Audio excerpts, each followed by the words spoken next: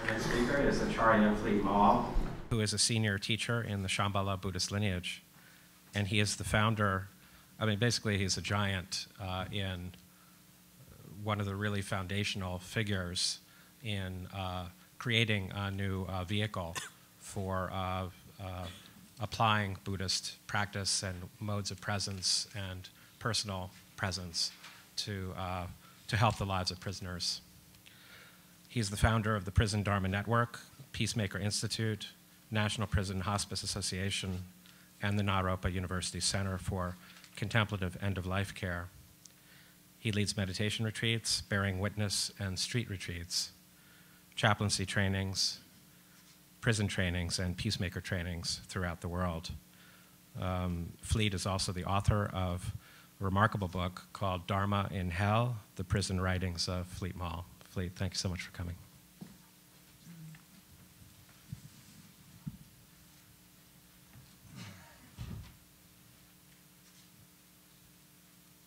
Thank you very much, and very honored to be here with. Can you hear me? Is it on? Yeah. Very honored to be here with Silke Rinpoche and all the panelists and speakers and guests. I'm not going to speak specifically about my own work. I want to make more general remarks about our subject, Tibetan Buddhism and social engagement. His Holiness this morning suggested that we allow others to sing our praises and that we should engage in self-reflection and looking at our own limitations and faults. So in that light, I know that we're all deep lovers and appreciators of this profound Tibetan tradition that we share. But having said that, I may speak to some of the challenges that we face. And I want to say also that, that my experience is primarily here in America, in the US, and in the West. So I have that bias.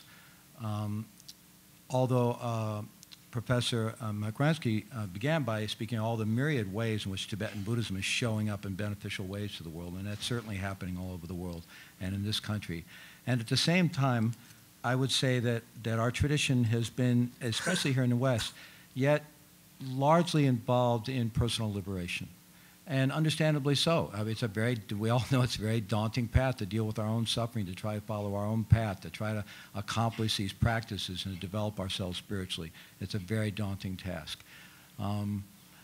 Even among the types of Buddhism active in the US, I wouldn't say the Tibetan Buddhists that we've been in the lead in socially engaged Buddhism. I was just at a socially engaged Buddhist symposium last month, and there was a paucity of Tibetan Buddhist representation there.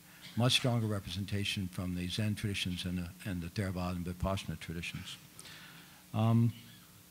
So I think we have our work cut out for us. Of course, as Professor Willis said, all Buddhism is engaged. Thich Nhat Hanh has said all Buddhism is engaged. But I prefer the term socially engaged Buddhism. And even there, I think it's certainly important for as Tibetan Buddhists to be involved at every aspect of society, from political dimension to business to the world of academia and so forth. And my own root teacher, Chogyam Trungpa Rinpoche, emphasized bringing enlightened society to all these levels of human endeavor. And at the same time, I wish to focus more on what many people think of when they think of socially engaged Buddhism, which is those people who are falling through the cracks and who are on the margins and suffering under poverty and oppression and racism and violence in our world. Professor Willis emphasized love, and for those of us who were at the meetings yesterday on compassion meditation, we heard that we have a natural capacity for empathy and for love and compassion as human beings. And yet, for there to be active compassion, for us to be willing to actually do something, to respond to something, we seem to need to see there's a possibility of an actual end to something, there's something we could do that would actually reduce someone's suffering. I think many of us, in terms of personal liberation, are focused on this rather exalted goal of the ultimate cessation of our suffering, reasonably so. And sometimes we look out in the world of so much suffering and we think, well, what can I do? Well, I think we have to look more closely at what we can do. And as His Holiness said this morning, we need to go back into the roots of our tradition. So I think if we look even at our precept tradition, and we look even at the lay precepts of refraining from killing, and we look instead at how do we protect life?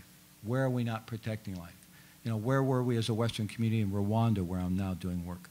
Where are we in the Congo right now? Where are we in protecting women and children from violence all over this world? If we look at refraining from stealing, and instead we look at that as issues of economic justice, you know, where are we in terms of addressing the issues of economic justice? If we look at the precept around refraining from sexual misconduct, again, where are we in protecting the children and the women from exploitation in this world? So even just that, if we reframe the precepts in a positive construct like Thich Nhat Hanh has done, and look, what does it call us to do instead of just what it calls us to refrain from? It gives us a great framework for a much more socially engaged Tibetan Buddhism. In the Mahayana tradition, of course, we have the Bodhisattva tradition, which is all about engagement.